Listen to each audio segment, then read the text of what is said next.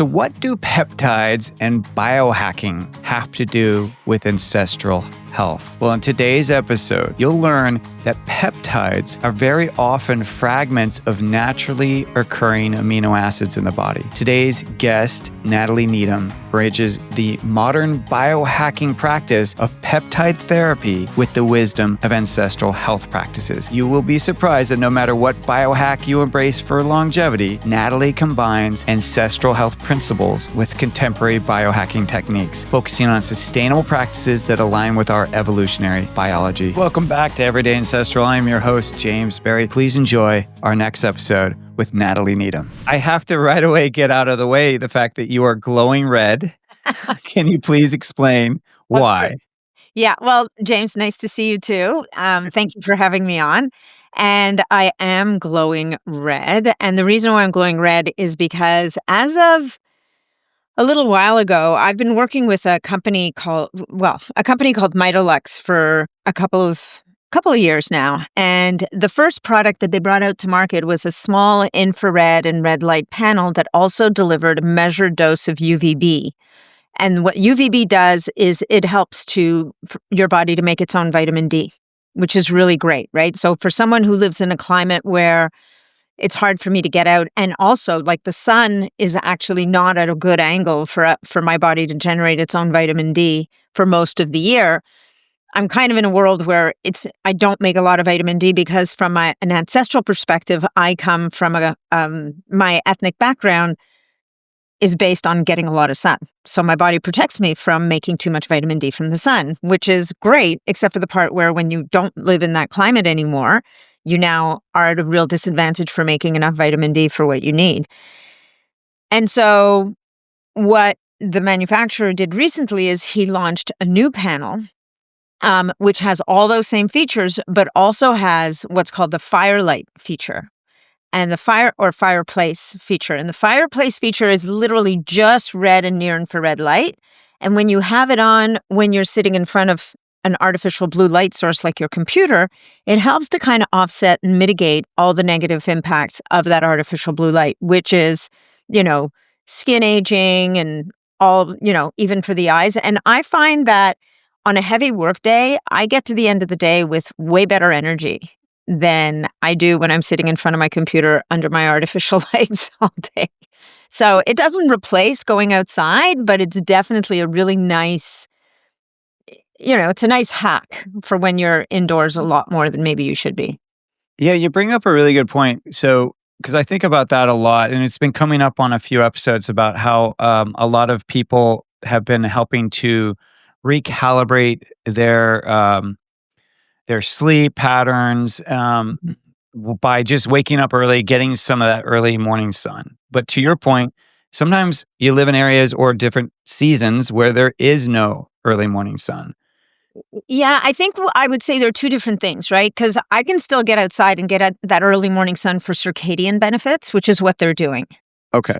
Where this lamp is different is what you need from the other thing you get from the sun is the UVB exposure that really only happens kind of midday.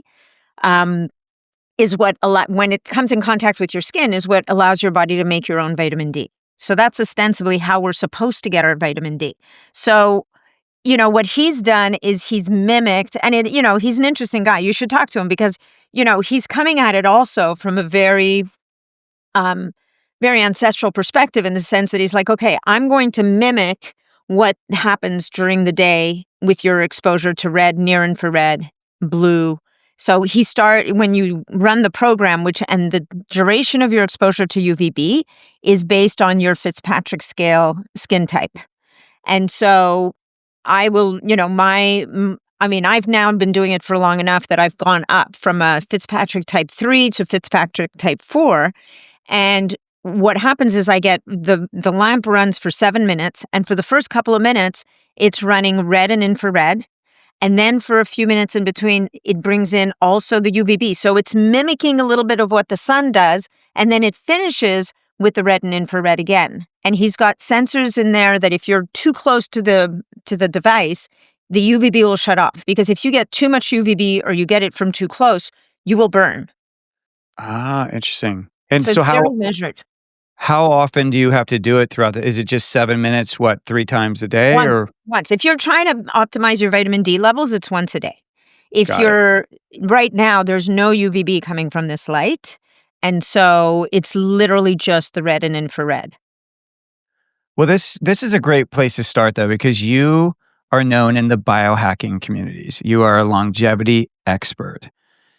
Why is it that longevity and biohacking seem to go together? Like what for those that really don't understand the whole biohacking community, the terms, can you just kind of share like what is biohacking from your perspective and why is it kind of associated so closely with longevity? Yeah, it's a great question.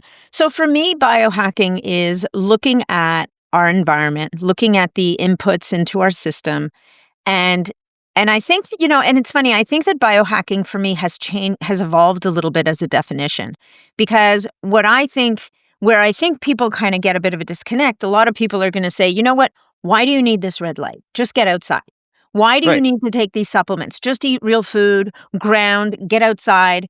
And I'm like, yes. And none of us, or I don't certainly live in a great environment. I live in a big city. There's a significant amount of pollution here. There's a lot of toxins in the air.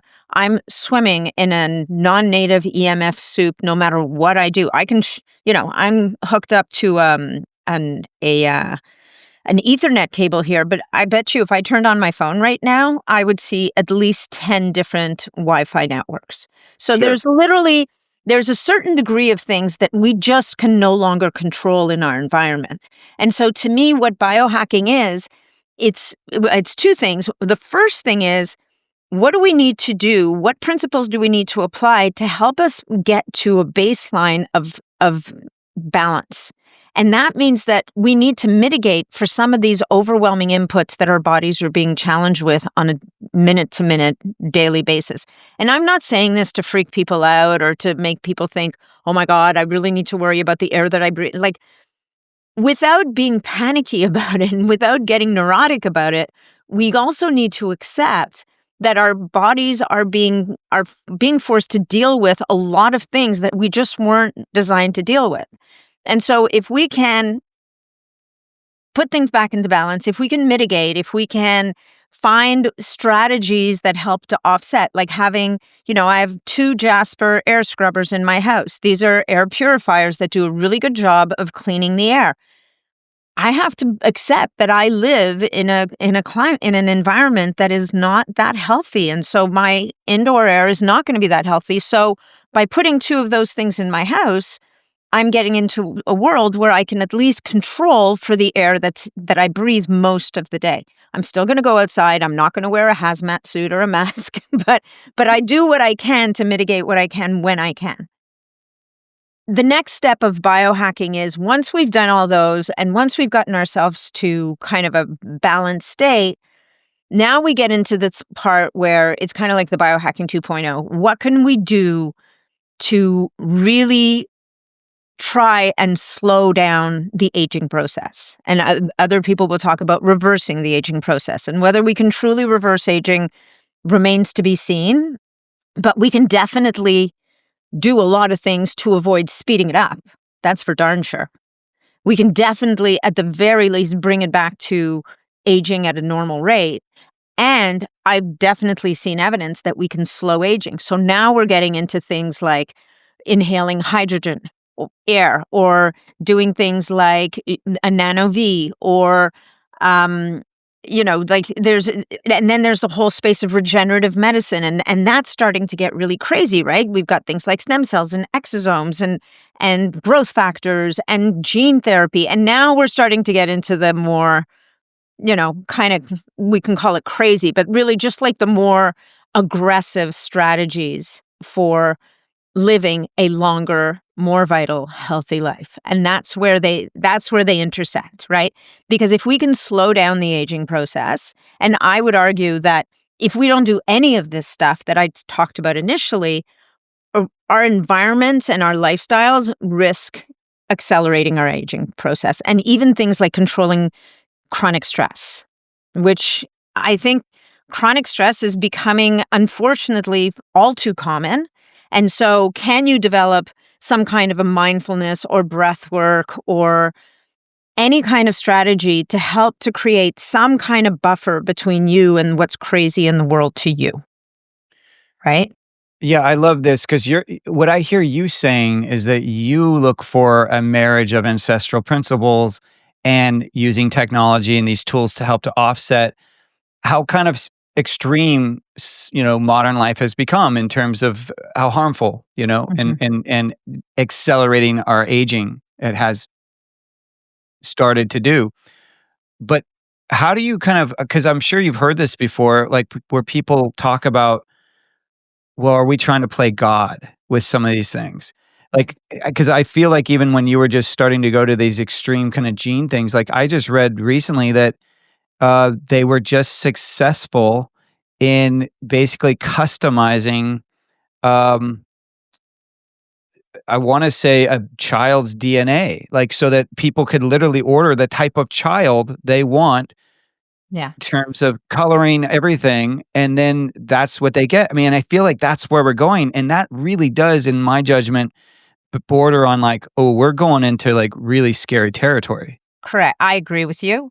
I think that it's a slippery slope, right?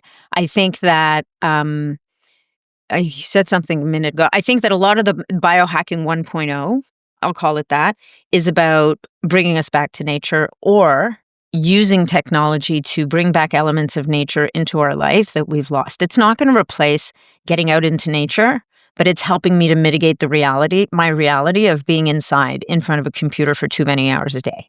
I As like that far as explanation. gene therapies go, I recently interviewed a woman by the name of Liz Parrish, and she's part of a group of people that absolutely are in a world of delaying death and extending vitality as long as humanly possible. And she's herself has done 4 different types of gene therapy on herself and is showing that, and she looks the part, not gonna lie, but is showing that it's actually slowing down her aging. You can see it in her labs, in her blood work, in her performance. But here's what's really interesting about that, and I'll get to the custom child in a minute. What's interesting about the work that she does is in shooting for this extreme longevity, let's call it, what's happening is that a lot of health issues that have been considered unsolvable could get solved along the way. So things like type 1 diabetes. She showed at a conference I was at recently, she showed a video of a child who I believe had muscular dystrophy. I could be wrong about the disorder, but whatever it was a genetic disorder that, they showed this little boy from the back. He was trying to climb a set of stairs. There was no way he was getting up these stairs. No way. They administered a gene therapy to this child. 3 months later, the next video is this kid running up the stairs. That is life-changing. That is unbelievable work. And so, I think when she first started what she was doing, it was because her son had been diagnosed with type 1 diabetes and she wanted to solve that. And she realized very quickly that solving for disease was complicated, it was expensive, and it was really heavily regulated. So she moved into this kind of longevity space. But as she explains, you get to solve a lot of health problems when you start to change the way the genes are expressing, like a telomerase gene, telomerase is the enzyme that protects the ends of your DNA, your telomeres, helping them to replicate appropriately. If you can solve for telomerase, is it possible that gene therapy could be part of a solution for children who are born with a genetic disorder called progeria that causes, it's a complicated disease, and it's very unlikely that one gene therapy is going to actually solve the whole problem.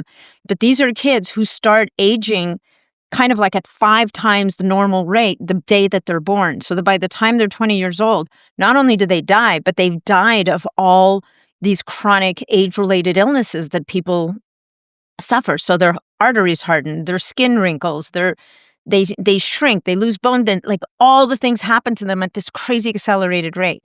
So I think that application of gene therapy is unbelievable and could really be massively impactful to people suffering from really horrible diseases. She even has one for cognition, which could be very helpful for people who have experiencing cognitive decline or dementia or neurodegenerative diseases. Now, this is all work that's ongoing, so I'm not saying she has the solutions yet. As far as creating a designer baby with gene therapy, I think we're crossing the line. That's my personal opinion. I think that it's one thing if you're able to analyze a genome of a fetus and say, oh, this kid's heading for trouble. What if you could control for LP(a) or something, right? And prevent this child from having a cholesterol problem for their whole lives. That might be interesting. But when you start choosing eye color, hair color, height, like aesthetic features, physical ability, that kind of stuff. Now, I mean, and this is me. Many people could disagree with me, but to me, we're crossing the line. And we're denying ourselves the breadth and depth of what humanity is supposed to be. Yeah, well, but to that point, one could argue that these kind of contrasts, these what some people would look at as issues that people have now, whether they're caused from the toxicity of our present day or just it's part of life. How sometimes genetics just you pop out something that's a little off or different, right? That sometimes it's these differences that, and this is getting a little spiritual, but it's like that maybe that soul needs in this lifetime, that kind of esoteric kind of thing. And who are we to kind of look at that and say, well, no, that's wrong or right? But I hear what you're saying is like, look, if this is what we're given right now because of how life is, then and we can solve and fix it, why wouldn't we? But I guess the thing that pops up for me is I think about, like, for example, the poultry industry, right? They cage the birds, they keep them in these confined places where they were pecking at each other or themselves, Yeah. right? Yeah. And so what do? Instead of saying, oh, well, maybe they don't do well in these tight confined spaces, No, they chop cut off off the the beaks. beaks. Yeah, it's horrible. And to me, that is kind of what we're doing, is like we're not going, hey, maybe we should rethink how we're doing this because it's resulting in continued chronic illness or this or that. And I know that people say, well, we don't know for sure, but we know that clearly there's more issues popping up than there used to be, I think, right? I mean, it's not just that we have more testing, is it? No, I think that, I mean, look, I think there's a difference between a kid that's born with muscular dystrophy or a child who has type 1 diabetes. These are not controllable by, I mean, maybe there's something in the environment that's causing these genetic mutations. I don't know. But these are not lifestyle diseases. These are not, I think that if you were the parent of one of these kids and somebody said to you, we can help your child to live a normal, healthy life that is not filled with suffering. Yeah, you take it. You'd take it. And I mean, is there on a spiritual level, if that soul came back under those circumstances, sometimes if you believe in those things and if you've read up about it, sometimes it's a lesson that soul needs to learn. It's something that soul chose. Sometimes it's to teach the people around them certain lessons. Are we interfering with that? Heck yeah. I don't have the answer to that. I can only tell you that as a parent, if I had the choice between watching my child suffer and live a life of suffering, and if I could end that suffering somehow by making them healthier, I probably wouldn't care so much about anything else. I would just want to bring an end to their suffering. It wouldn't be about the gray area. It would be about what works, what doesn't. What can I do to help that child? So, these are very good questions, and they're good things to think about. I mean, there's no doubt that we're already in a world where technology is starting to outstrip our ability to balance the ethics of what we can do with what we should do. Well right? said. Very well said. And I would never pretend to have the answer to that.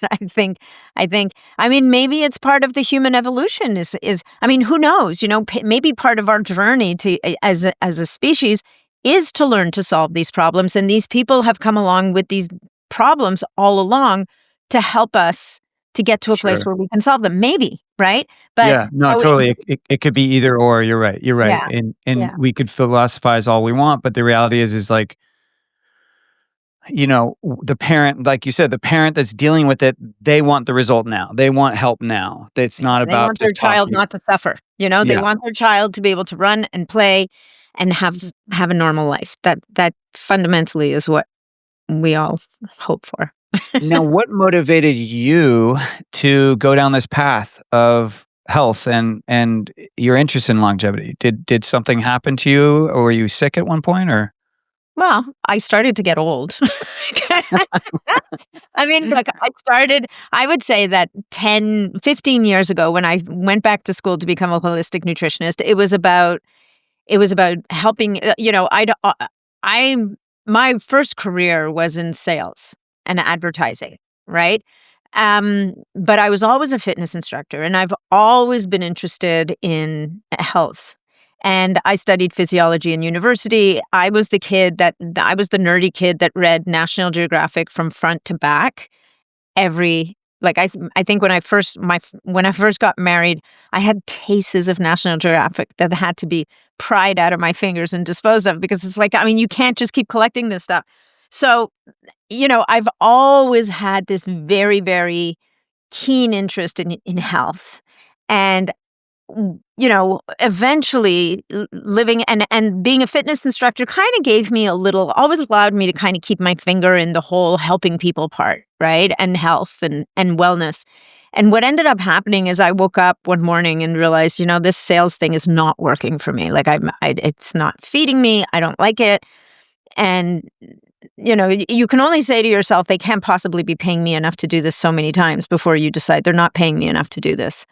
Like, I just don't care enough. I don't care. I don't care about moving money from here to there. It doesn't make a difference to me. So, at the time, the paleo movement was getting really big. People like JJ Virgin had come out with the Virgin diet. We had guys like Rob Wolf. We had guys like Mark Sisson was just coming up at the time.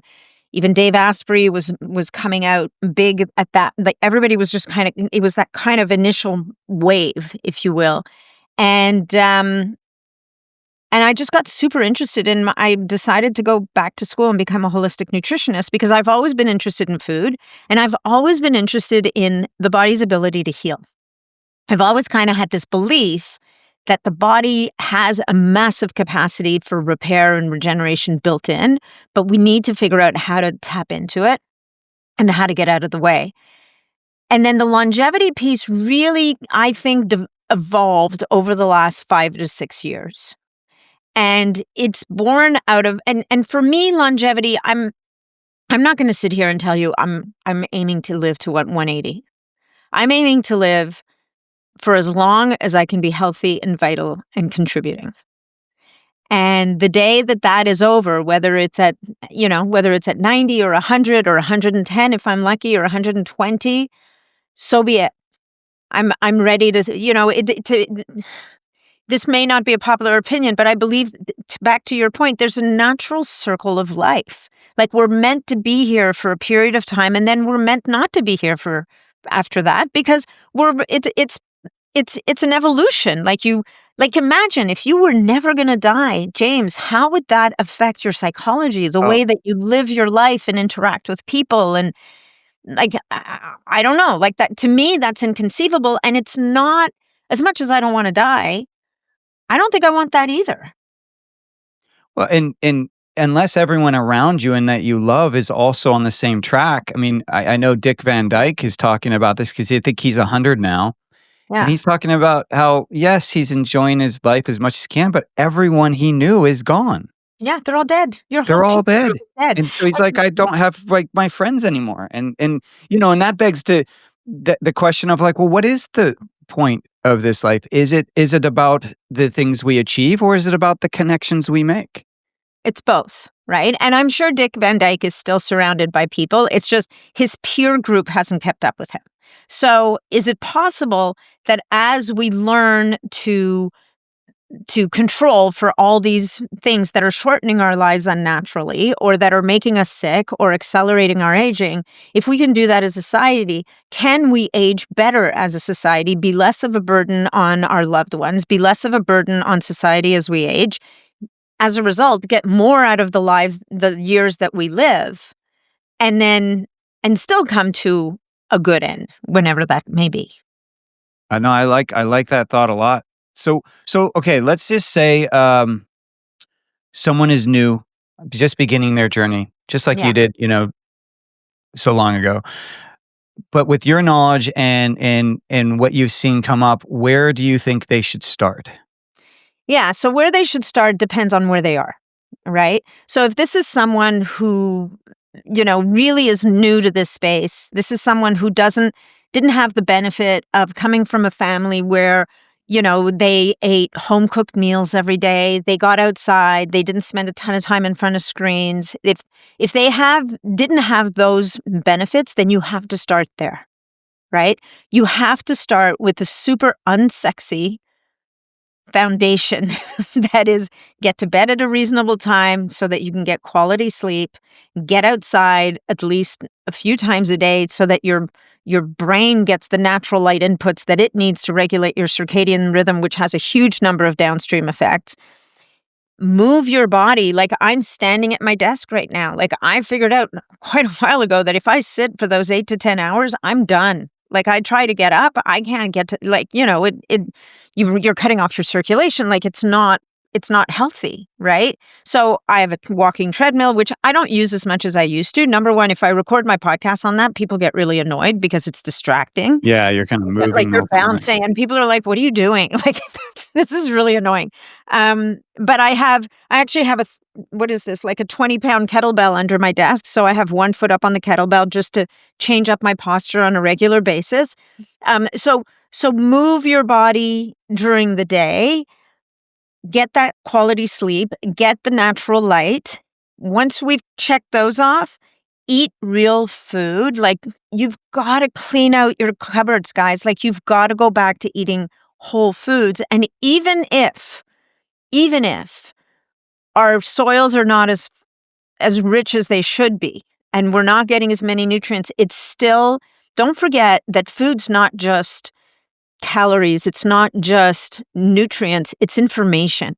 And this is where I think, and this is a whole different discussion, but this is where the Beyond Burgers of the world are so freaking scary, right? Because lab-grown meat, to me, is an example of human arrogance to the nth degree. Thinking Yeah, that it's we playing can God as well, right? It's the It's same. completely playing God. It's one thing to make a burger out of nuts and seeds and legumes. I mean, whatever you believe, if that's what's going to float your boat, at least it's real food. But Totally. but if you're going to start growing your food in a lab, I think there's a lot of danger signs there. So, Wholeheartedly agree. and Wholeheartedly. then exercise, right? So, and then you have to like challenge your body. Like, you need to build muscle and maintain muscle. And now there's been this big thing over the last few months of people saying you need to build muscle, you need to lift heavy weights. Absolutely. But now there's this backlash of people saying, well, you don't really need that much muscle. And I'm like, okay, you know what? Could we just not do that? Could we just Well, tell people and be clear?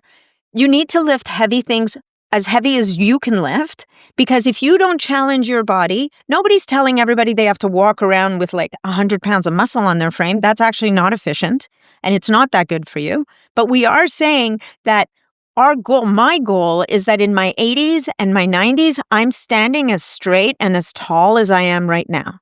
And that's only going to happen if I keep challenging my body to maintain itself and to remain flexible and strong.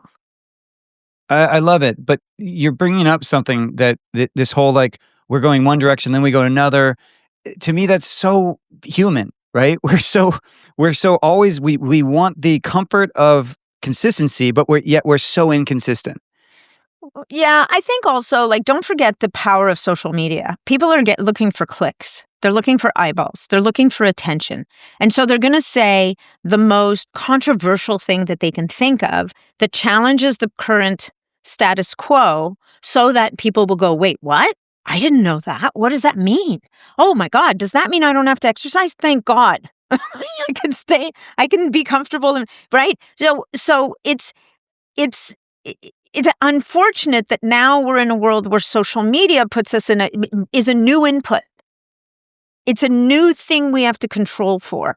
And I'm on social media and I'm building my following, but I'm not building my following as fast as some people because I flat out refuse to say the crazy shit that's going to get people's attention. Like I just won't. Right? Like right now, there's this massive thing going on. There's some study, a study came out where there's 2,000 lawsuits against Novos against Ozempic because there's people who have woken up blind and it's being attributed to the Ozempic, and it is legitimately being attributed to the Ozempic. But what nobody wants to talk about is who are these people? What dose were they on? What were their underlying conditions? And truthfully, what the truth is, nobody can understand what the mechanism of action is for this happening. But it's happening. But we also know that people who are diabetic are very prone to blindness. And so, and in the study, what they talked about is a lot of these people, if not all of them, had seen a massive sudden drop in blood glucose and a massive sudden drop in weight. And the body doesn't love massive shifts like that. It needs time to adapt. So and I'm not saying that that's the reason, but is it possible that is part of what's happening? Can we please ask more questions? Can we find out, were these people put on major aggressive doses because they had a lot of weight to lose too fast before their bodies can adapt? Is it possible that that's like, as we've become so dramatic that we don't stop and ask questions, and we don't give time people to say, okay, well, let me explain, or let's look into this and let's ask more questions. Like, if you look at the flip side of the 2,000 lawsuits, and there's lots of other lawsuits, there's lawsuits for gastroparesis, which is paralysis of the stomach. There's other ones for, I think, what's that other, pancreatitis, which can also be an issue. None of the numbers are as big as that one, or maybe they are actually. I don't know the numbers. I take that back. But the flip side of that is that there are millions of people who were completely stuck, whose metabolisms were completely broken, who have been helped dramatically by these compounds. Is it true that if you're going to use this stuff, you need to it's even more important to eat a great diet. It's even more important to manage your sleep. It's even more important to exercise. But the problem is that people are stuck on aesthetics. They just care that they fit into their size 6 jeans. They don't actually care that they're any stronger or they're any healthier. And that's where we see this, and they want to get there in a rush. See, I feel like though you are, first of all, you're so beautifully navigating the kind of human situation, in my judgment. But Yeah. I also feel like you are capturing that we as humans, we kind of look towards the loudest person in the room or the shiny bright light. And so I guess my question then around that is, so how do we support people so that they're asking more questions, so that they're more curious about these natural, starting with more natural modalities of health, like just kind of not going towards the shiny object or that magic pill? Like, how do we support in the grounding of people in their health? That's such a good question. I think it comes back to the choices that people make for themselves. There's not much we can do about the voices that are screaming from the rooftops, look at me, look at me, look at me, right? What we can help people to do is become more discerning about the voices they choose to listen to. And that's hard, right? So it's a little bit like you have to establish your own framework. You have to establish it's like establishing your own value system. Is this person intolerant? Did this person plant a flag on a hill and is going to die on that hill? Or is this person willing to admit every once in a while, oh God, you know what? I used to say that. Actually, I wasn't right. I've learned new information. Because if you can't accept that you made a mistake or you can't accept that new information has come to light that is changing your position on something, then that's not probably the person you want to follow necessarily. Because confidence is a beautiful thing, but arrogance is it's the dark side of confidence, right? And if there's one thing we both know is that nobody has all the answers when it comes to our health. Nobody, because it's this ever. Not only did the human body not come with a manual, but to add insult to injury, every body is different, and now we have new inputs we never had to deal with before. So even the things that were true 10 years ago or in our grandparents' time have changed because our world has changed. Okay, so this is a fun topic then. So if there was one, and I'm going to use air quotes, healthy, so there's that people think it's healthy, and it's talked about a lot right now, that people are doing in the name of wellness. What do you think that is? What do you think people think is healthy that they're doing, but in your opinion is like, it's not at all? And then what would you recommend they do instead? That's a tough one. I think it's possible that the protein message is being overplayed. I believe it's true that many people don't get enough protein. But I also think that what's happened is there's been a hyper focus to protein. And now people are like, oh my God, more is better, more is better, more is better. So find the voices that are going to help you to understand how much protein do you need based on where you are in your life, based on your health status right now, based on your activity levels. Now, at a baseline, most people don't get enough protein, right? But do we all need to be consuming 1.8 or 2.0 grams of protein? Do we all need every single meal to deliver 70 grams of protein? No, we don't, right? Not all of us. If you're looking to get buff, I mean, I see some of these influencers and trainers and fuck, they're amazing, man. I want to come back looking like them sometime. But like there's this one girl, she's adorable, and she's like 1 can of chicky and this to this. And by the time she's done, she's got this bowl, which I don't think I could eat in a day, but it's got like 75 grams of protein and this many grams of this and that. And I'm like, dude, but she's built like a figure competitor, right? Which is amazing. But I'm thinking of all these regular people watching this, building their can of chicky bowls and wondering why they're kind of stuck in their journey, or not realizing that they're not producing enough digestive enzymes or HCl to actually break down that protein so that they can digest it. Like, there's so much more to increasing your protein intake than just eating more protein. Like, can we take a step back and check in with our digestion and figure out, am I even breaking this stuff down? Maybe that's why I'm deficient in protein. Yeah, it's such a good point. And through my 20 years in this health field, I have definitely found hydrochloric acid as a major issue because you start out talking about stress, right? That is a major cause of low hydrochloric acid. So we have to assume that we have low hydrochloric acid because it's such a stressful life, right? And as we age, we make less. And right? You'll meet a lot of 70, 80, 90-year-olds who are like, oh, I can't eat meat. It's too heavy. I can't digest it. That you're right. You can't because you're not making enough stomach acid. And so does that mean that person needs to now just up their protein?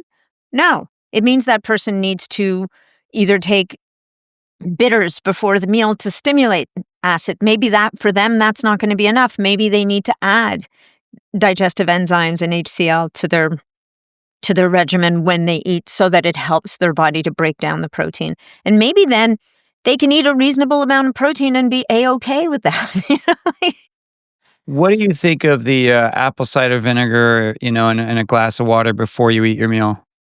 I think it's great. I think that can help to blunt glycemic response. I think apple cider vinegar also helps with digestive enzymes if I'm not wrong. But bitters are great before a meal. So you can, and I remember listening to a podcast about this years ago, and the guy said, look, there's wisdom built into different cultures. So in the Italian, for example, world, you might have a small salad of arugula, which is a bitter, with extra virgin olive oil, salt and pepper, and a bit of lemon juice. And that would be the bitters. That would be getting your digestive system ramped up and ready to go for what's to come next. But if you don't have it in you and you don't like bitter foods, because so many of us are, people's taste buds have evolved, sadly, towards sweet. Like we live in a culture where we no longer tolerate bitter. We no longer we just don't tolerate anything that's not sweet. Yeah. There's companies like Just Thrive has a bitters supplement you can take before your meal. Oh, And great. all That's it's a great tip. doing is stimulating your own. So see if that helps you. And you'll know you're not digesting your protein if your hair, skin, and nails starts to fall apart, which everybody says, oh, that's your thyroid. Well, maybe it's not. Maybe it's your digestion. So let's just get some blood work done and calm down for a minute. So maybe it could be that. It could be that you feel heavy after you eat meat and it takes forever to digest it. And like your body will tell you, the words will come out of your mouth. I just don't feel good when I eat meat, right? Or it could be that you're not pooping regularly. Sometimes I've helped people to solve constipation with something to support their gallbladder, like a TUDCA and ox bile, and digestive enzymes. And all of a sudden, they're regular, right as rain, because their body just needed that support to get the system going. It's a great reminder as well, because a lot of times when they'll eat meat, or just using that as an example, and they'll be like, oh, it doesn't feel right. And then they'll just stop eating meat. It's like, I love that you're introducing, like, it's not black or white. It's like there is a gray area, and it might be that you're just not digesting the meat properly and you need support there. You don't have to throw the baby out with the bathwater. Yeah. Yeah. I want to talk about peptides because I know you know a lot about that. First of all, I think there is a misunderstanding that there are some people that think peptides are unnatural, but they're not really, right? I mean, many of them are taken from nature, right? Yeah, Can you many of talk them about that? are. They're not all, right? Some of them are synthetic molecules that are designed to interact with receptors in your body. Okay. Or they're mimicking a natural peptide in your body. I mean, there's 7,000 peptides made by the human body. All a peptide is a small protein. Right. We're made up of protein, right? We're made up of, and so the peptides are the smaller chains of amino acids. Some people put the limit at 100. Most people put it at 50. There's talk that it's going to get lowered to 40, to below 40, which means that things like thymosin beta-4, which is a common peptide that people will use, even though it's not approved for human use. I kind of have to say that. Thymosin beta-4 is 43 amino acids, so all of a sudden it'll be on the wrong side of the fence, and they will qualify it as a biologic. And what's interesting about that is that tells us that there's value to it. Because they don't want people to interesting. Yeah. Yeah. And I'm not going to assign full malice to it. All I'm going to say is that clearly it's doing something, and the regulatory bodies are saying, well, wait, if it's that active, then we need to establish what it's doing before we have people running around using it willy-nilly. I don't, whether I agree with that or not is beside the point. I'm just delivering the information right now. Then you've got the BPC 157. BPC 157, which is one of the better known peptides that people use, is a fragment of a peptide that we naturally make in our stomach. It's part of our physiology. And so it can be reintroduced to the body therapeutically to help deliver therapeutic benefits. And it's so interesting because the FDA a couple of years ago decided that BPC 157 is a research chemical. It is not approved for human use by injection, period. Nobody should be using it. Now, it can be taken orally. And people argue about this all the time. They're like, no, it's going to get broke down into the stomach. It's just another protein, blah, blah, blah. It does not. It is native. The body recognizes it. It's a recognizable sequence of amino acids arranged in a certain way that it gets a buy. And just last week, ironically, I had given each of my parents a bottle of an oral BPC formula that is a gut healing formula. So it has 4 different peptides in it. It has 3 or 4 other components we know are needed for gut healing, like glutamine, zinc, all the regular stuff. And I get a call from my mom. I think I gave it to them 3 weeks ago when they were visiting, like at the beginning of August. And I get a call from my mother a week ago saying, we need more of that stuff. I'm like, what do you mean? What did they experience? So I'm like, why? So in her case, her digestion improved, right? Because we're healing the stomach, we're healing the GI tract. But the next thing that she's going to say about her and my dad is something that people say doesn't happen. People believe that the only way for BPC to help with tissue and joints and injuries, soft tissue and hard tissue injuries, is to inject it. And I generally would agree with that. I would say that is the most efficient way to use BPC 157. But my mother and my father, not listening to what I tell them and not necessarily reading the instructions on the bottle, have been doubling down on their dose of this supplement. And my mother earlier this year tore a muscle in her shoulder, and my dad has a major problem in his back that causes him no end of discomfort. And both of them, she said, I was telling your father that my shoulder is feeling so much better. And he said, oh, funny, now that you mention it, my back feels better. And I never even mentioned to them that this was a possibility. Wow. Right? Which is the best way to test something. Because if you tell someone this is going to make your shoulder better, it's going to make their shoulder. Sure. There's a 50-50 chance that their belief will make their shoulder better, which in my mind is actually valid. Yeah. I mean, I love placebo effect. I think placebo is awesome. If you can convince someone that they're going to feel better and they do feel better and things get better, rock on. Power of suggestion. It works. If it works, it works. Who cares how it works? It works. 100%. But in this case, they had no clue. And both of them noticed that they physically feel better. They have fewer aches and pains than they did before. Okay, so this is so good. But for someone who, you had mentioned the whole idea of who wants to age younger. So someone who's over 40, who wants to age younger, what is a not so obvious protocol or supplement you'd have them start with today? So I would so this is something you and I have talked about before, and this dovetails a little bit with your business, your other business, which is the Pluck, which is about reintroducing organ meats into people's diets, right? There's a subset of bioregulator of peptides called Bio-Regulator peptides. And Bio-Regulator peptides are the tiniest of the proteins. These are 2 to 4 amino acid chains. They're teeny tiny, but they are epigenetic switches, meaning that they influence the way your genes express. Not as creepy as gene therapy because they're natural to the body, but these are natural in nature. And there's a Russian scientist by the name of Vladimir Kavinsin who almost 40 years ago now discovered these in Russia and studied them extensively for his entire career.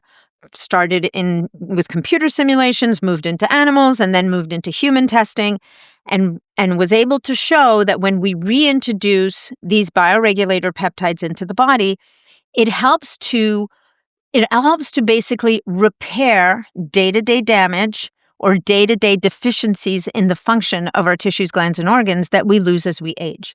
So the cool thing about bioregulators is that they don't boost anything, they don't suppress anything, they just try to bring things back into balance. So if I have someone who says to me, you know what, I just want to age better, I would say, of course, we're going to talk about all the things we talked about at the beginning, but I would also say that what these bioregulators can do is they can help to restore better balance and function to the pineal gland, which controls your circadian cycle. It controls your melatonin production, which is going to be helpful for sleep and a whole bunch of other stuff because we know that melatonin is a major hormone in the body. It's going to help to upregulate more production of telomerase to protect the telomeres on the ends of your DNA. And then there's a bioregulator for the pancreas, maybe to give some TLC to the pancreas, which has been working so hard for you for the last 40, 50, 60 years. There's going to be a decline in its function. So can we help the pancreas to kind of regenerate a little bit or speed up the regeneration? There's one for the liver, for the stomach, for the heart, for the blood vessels, for the thymus gland. Like there's 21 different bioregulators. And I would, at this stage of the game, to err on the side of nature and safety, I would err towards the natural bioregulators that are actual extracts from those tissues from animals. And that's where we get to what you do. Because where the bioregulators are extracted from are essentially organs. So the liver bioregulator will be found in the liver. The kidney bioregulator will be found in the kidney. The thymus gland bioregulator will originate in the thymus gland, and so on. And same with adrenals and testes and ovaries. And Right. why do Supports supports it moves into the world of homeopathy. It borrows from glandular therapy. It's all part of that same world. Now, we don't, even in your supplements, you only have access to so many organs.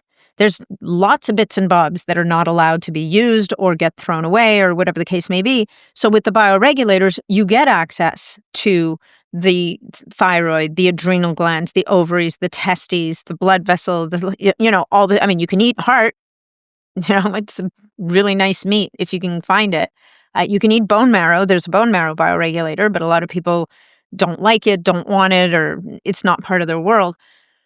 But to me, that is where I would start. I feel like the other peptides, the longer chain peptides, are fantastic, but right now they're very controversial. Certainly, there's a group of people out there that's like, I don't care if they're controversial. I'm using them because I know that they work for me. That's fine. But you can. There's a certain number now that you can use orally, which is great. So there's companies like Level Up Health that I work with very closely. He's got a number of them. There's another company. There's a couple of companies, but I would say Level Up is doing some of the best work. He's the one that makes that ultimate GI repair that I was talking about, which people that you gave your parents. Yeah, that I gave my parents. And everyone's going to want that one. So what's that? Everyone's going to be ordering that one based on. So if you want that, you can. I mean, we can put if you want, we can put the link in the show notes, or people can just go to my website, natneedham.com, and there's a Nat Recommend section there, and they can. Oh, that's great. We will definitely do that. So yeah. Anyway, so that's what I would do. That's what I would suggest. This is a perfect place to ask. So if people feel inspired from your talk, they want to work with you. Do you work with clients? And if not, how do people kind of get more access to you? Yeah, thank you for that. So right now I'm not working with clients. I think I'm starting to feel the pressure to develop some kind of a curriculum or something that people can go through on their own. I don't know that I'll go back to working with people one-on-one, but the best way right at this instant to get access to me and to work with me is to join my membership community. So I have a membership community called the Longevity Community. You can find details for it at natneedham.com. I'm doing office hours once a week in there. I sometimes last year, I just finished this year of Bioregulators program where I was working with people and working them through all the bioregulators for a year. I don't know yet if I'm doing it again for next year just because I'm so busy, but I might be doing that again. I also bring in podcast guests to do live Q&As, and it's a really cool community of like-minded people. We've got practitioners in there and consumers, and everybody's really just contributing. And because I don't even think it's 300 people. It's intimate enough, but big enough that it's active. It's a really great resource. And then there's So that would be the best way to go, or listen to the podcast. I mean, like I've got a podcast, and I talk about a lot of this stuff, or bring people on that talk about it as well, and that's another resource. Yeah, and your podcast has been going on for a long time. There's a lot of great episodes, and continue to be just a really great resource. Highly recommend that to everyone. I think I want to end just highlighting that you said something earlier about how we need to support people and be more discerning about who they listen to and what they follow. And I just want to offer that you are a great example of someone who I believe is worth following and who has earned that following, because not only do you live what you preach, you also look healthy. And I think that's really important, that when we follow when we hear people, on their soapboxes, how do they look? How do they, I know that we don't want to be too visual necessarily, but I think we have to be, because if that person doesn't exhibit what they're saying, and they don't exhibit the type of body and or persona that you are pursuing, then they may not be the right person for you. And I just think it's really important that you were talking about longevity, and I've now known you for a few years, and you do look like you're de-aging. Thank you. Thank you for that. I think, look, I think that first of all, thank you for everything you just said. I appreciate it. I think that when it comes to following people, mm,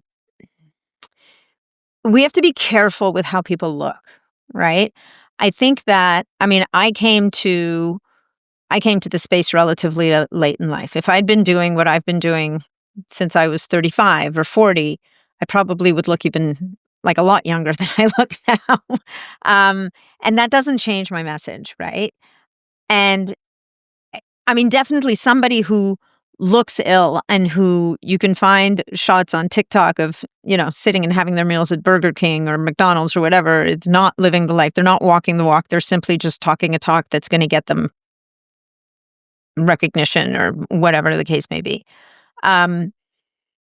So I just think we need to apply a little bit of grace on that one, because sometimes stuff happens. Even people in this space, like we had one fairly high profile person recently who got cancer. Like it can be a beast, and it's not because she's any less good at what she does. It's not because she's not living the right life or doing the right things. It's because sometimes there are circumstances beyond our control when it comes to health that are just going to kick in. So definitely, somebody being vibrant and healthy is a really good sign, but we also have to reserve a little bit of grace for sometimes when things do go off the rails, which they can.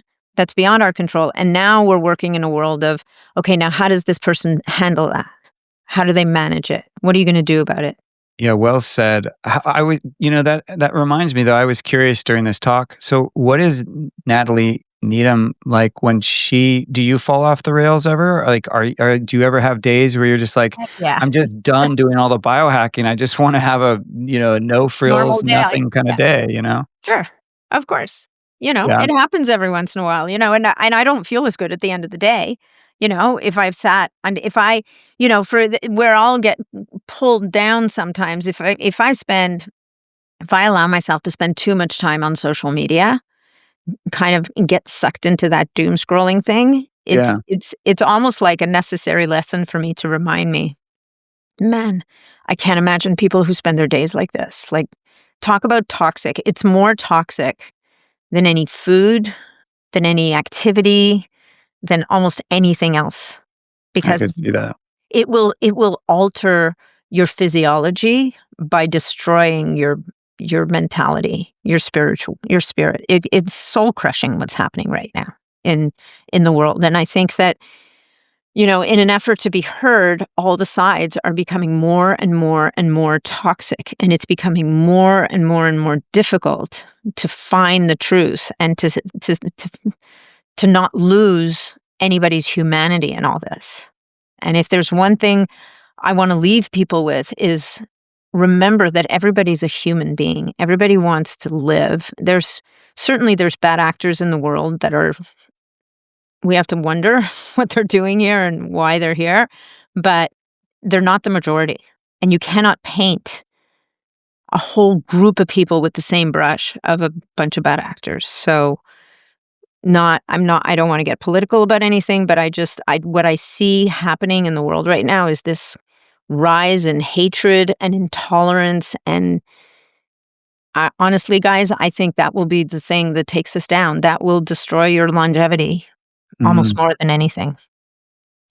Well, thank you, Nathalie. Just so well said, and love talking to you. There's 1,001 more things we could, of course, talk about. So I hope to have you on at another date. But thank you so much, and thank you all for being curious enough to stay with us, to listen, and to keep asking questions. Thank you. Have a great one, everybody. Take care. Thank you, James. Thanks for having me. Thank you so much for joining me on Everyday Ancestral. If you enjoyed this episode, hit subscribe so you don't miss the next one. You can find the show notes, links, and resources mentioned at eatpluck.com. That's EATPLUCK.com. And hey, if you know someone who'd get something out of this, share it with them too. Stay curious, live well, and keep it ancestral.